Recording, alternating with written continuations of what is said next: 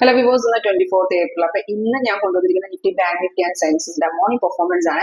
Food side entry എടുത്തവർക്ക് നല്ലൊരു profit ആണ് ഇന്ന് മോർണിംഗ് തന്നെ ഏൺ ചെയ്യാൻ സാധിച്ചിരിക്കുന്നത്. അപ്പൊ നമ്മുടെ സോഫ്റ്റിന്റെ ഒരു സ്ട്രാറ്റജിയിൽ സോഫ്റ്റ് ജനറേറ്റർ സിഗ്നൽ ആണ് ഞാൻ കാണിക്കുന്നത്.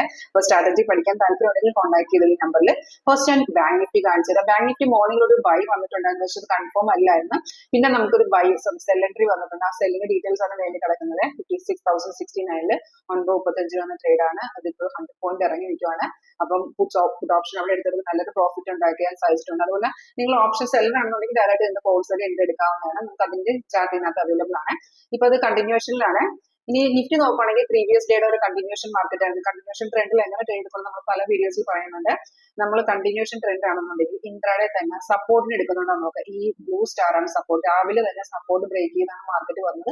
അപ്പൊ രാവിലെ തന്നെ നമുക്കൊരു എൻട്രി ഉണ്ടായിരുന്നു, ഫുഡ് സൈഡ് എൻട്രി എടുക്കാൻ. ഈ വൈറ്റ് വെർട്ടിക്കൽ ആയിട്ട് ഡേ സെപ്പറേഷൻ ലൈൻ നോക്കി. ഇപ്പൊ അടുത്തൊരു സപ്പോർട്ട് ബ്രേക്ക് ചെയ്യുന്നുണ്ട്. അതായത് നമ്മൾ പ്രോഫിറ്റ് എടുത്ത് മോർണിംഗ് ഇറങ്ങിയവർക്ക് റീ എൻട്രി ഓപ്ഷൻ ആണ് ഇവിടെ തരുന്നത്. ടൈം ബ്രേക്ക് ഔട്ട്, അതായത് അടുത്ത സപ്പോർട്ട് എടുക്കുന്ന സമയത്ത് നമുക്കൊരു റീ എൻട്രി എടുക്കാവുന്നതാണ്.